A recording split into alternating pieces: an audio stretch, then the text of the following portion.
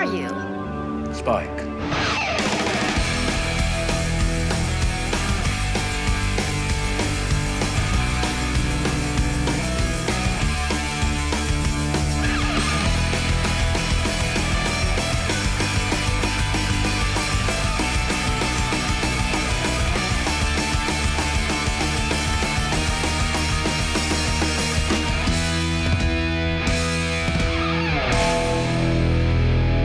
I'm not a vampire, but I play one on TV.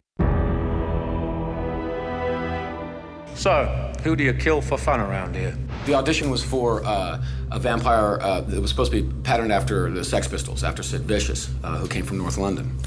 So, I didn't know that specific accent, but I was lucky enough to be doing a play with a man from North London.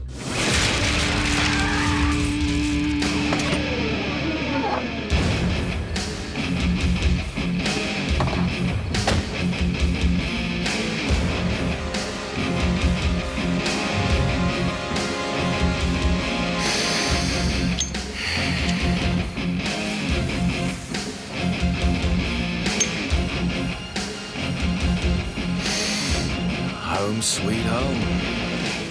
As far as Spike being a punk rocker and a punk, it works really well. I think that that's mostly due to the fact that Joss spent time in England and London and knows that world and probably hung out with it. Well, didn't we finally find a restaurant that delivers? I know who you are. Yeah, I know who I am too, so what? Joss is a punk at heart, and so he's able to write that very well, and it sustains because it's not just an affectation. He knows what that is.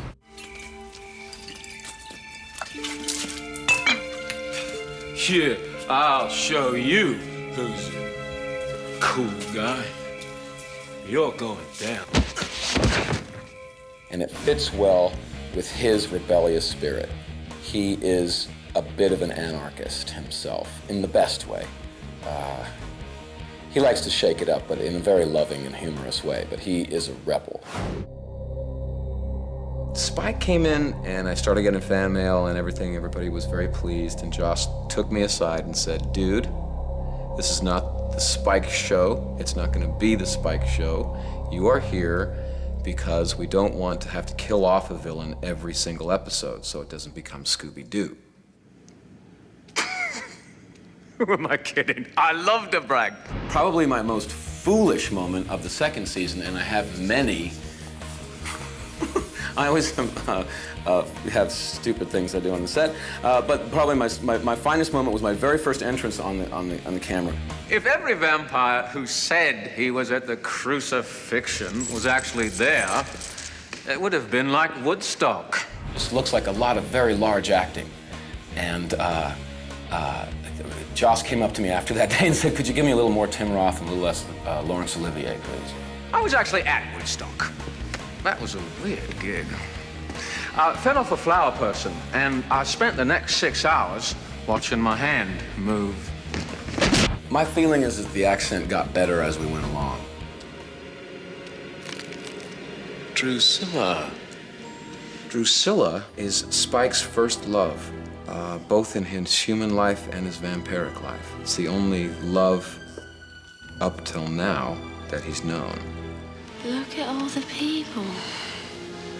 All these nice people. We're getting along. This one has power. I could feel it from the outside. She presses every button in Spike to want to white knight it. Kill the princess. I'll chop her into messes. You are my sweet, my little Spike. He came in and we had just, it was like sort of an actor's dream of playing with each other in the moment. I'm cold.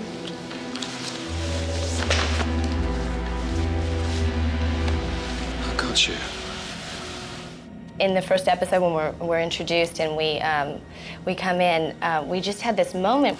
I'm a princess. That's what you are.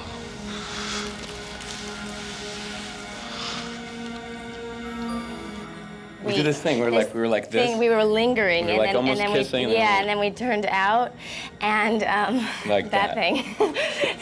Yeah, and it just happened within James's audition, and it was kept and used on that introductory episode.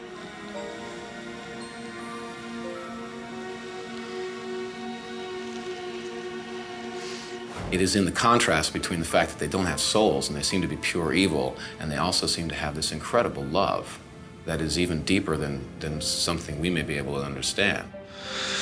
This is the place for us. The Hellmouth will restore you, put color in your cheeks, metaphorically speaking, and in a few weeks' time. The stars would align and smile down on us. And then, God, this town will burn. We were starting to we were getting afraid we were getting freaky. We're feeding off puppies and stuff like that. Oh, a million little lines and stuff. I love you, eyeballs to entrails, my sweet, you know? I mean, and they're like, the crew would be like, oh, God, that's so good, ew. I'm like, what? What? It's just us. I think sometimes that all my hair will fall out and I'll be bald. Never happened. All right, I'll go up and get chanty with the fellas, but you got to do me one favor. Eat something. In season 2, you see both that love set up very clearly and then completely ripped apart by the end of it. And so you're able to explore two characters who might have just been kind of Frankenstein villains and explore revenge, betrayal, everything that happens when love is not clean. And so they ended up just having me be lovelorn and quite the putz. It was great. I want Drew back. I just got to be the man I was, the man she loved. I'm gonna do what I should have done in the first place. I'll find her wherever she is, tie her up, torture her, till she likes me again. Spike was one of those characters, along with Drusilla, who, when they were gone from the show, you felt the absence. I gave her everything. Beautiful jewels, beautiful dresses with beautiful girls in them, but nothing made her happy. And she would flirt. I caught her on a park bench making out with the Chaos Demon. Have you ever seen a Chaos Demon? They're all slime and antlers. They're disgusting. And then, you know, you go through that natural arc and they're not around anymore and you start to feel like, gosh, you know, I really wish we had that energy. I wish we had that voice. Originally, we had thought about bringing them both back. Juliet was not available. And we thought, well, hey, you know, why not just Spike alone? What do you know? It's your fault, both of you. She belongs with me. I'm nothing without her. We thought we'd, you know, give him a couple of episodes and see what happened, and obviously the rest is kind of history because, you know, he's all over the show now, and we love that character, and he's a joy to write for. Just tell me what I want to know. I told you, no one's narrating on an empty stomach here. Were you born this big a pain in the ass? And what can I tell you, baby? I've always been bad. We got to see in an episode called Fool for Love in season 5, I believe. We got to see him before he was vamped, and he was William, the sensitive poet. Your poetry, they're not written about me, are they? They're about how I feel. Yes, but are they about me? Every syllable. And once you know that, it kind of all falls into place. He's been looking for a world in which he can feel strong and confident. And yet, when he falls in love, he's got a poet's heart, and he gives himself completely. I know I'm a bad poet, but I'm a good man. All I ask is that you try to see me. I do see you. That's the problem. You're nothing to me, William.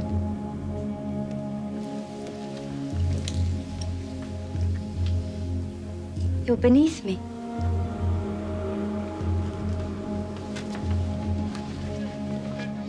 In season 5, I had the enormous pleasure of being completely terrified by my job. When we went back into the past and saw Spike in his wig as a Nancy boy, that absolutely scared the living hell out of me. And I was like, Josh, you're taking away my cool, man. What's up? Do you want it? Oh, yes.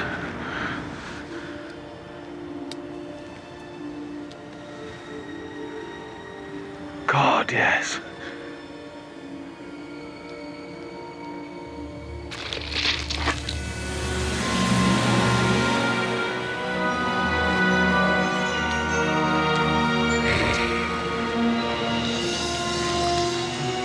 Ow! Ow! Ow! Ow! Ow! Ow! Ow! Ow! Ow!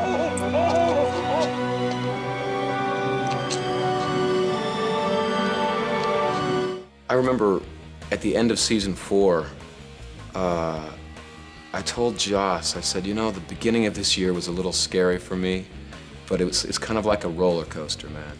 You go up that first hill and you're a little scared and you start screaming, man, at the first drop. But by the end of it, your head is back, you're laughing, and you don't care what happens next. How many, my con, reckon you've done? Not enough. And we just keep coming. But you can kill 100, 1,000, 1,000,000, and the armies of hell besides. And all we need is for one of us, just one, sooner or later, to have the thing we're all hoping for. And that would be what?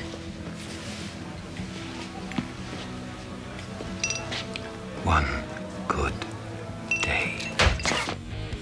He got this like evil look in his eye, says, I need to tell you something. And he pulled me back around and he said, you are going to be developing a thing for Buffy. That's gonna be in the plot, so get ready for it. What the hell are you doing? Come on. I can feel it, Slayer. You know you want to dance. Say it's true. Say I do want to. It wouldn't be you, Spike. It would never be you.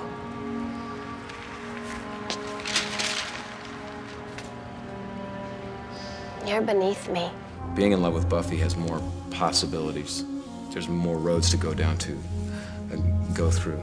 But we see very clearly in season 5 that Spike is hanging around for her. Spike is there to protect Buffy and whoever is important to her.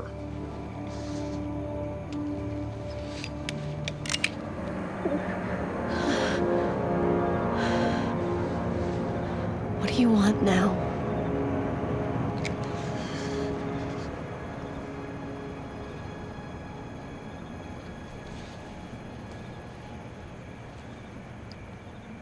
What's wrong?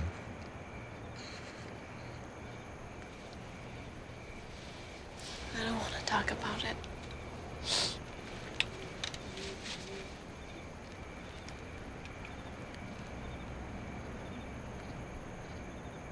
Is there something I can do? He's a sociopath who enjoys killing people and ripping their lungs out, but at the same time, he's a very sensitive guy.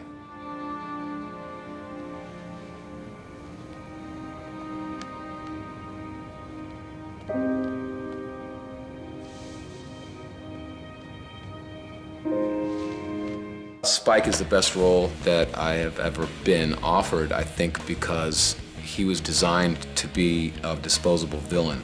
And so he was set up to be the ultimate cool. They decided not to kill me, but they were forced then to take me in a radically different direction. You can't blame a girl, Spike. You're all covered with her. I look at you. All I see is the Slayer. And they're forced to put a lot of energy toward bending the character away from disposable villain into something more three-dimensional. And there's a lot of energy being put by the writers to make me interesting.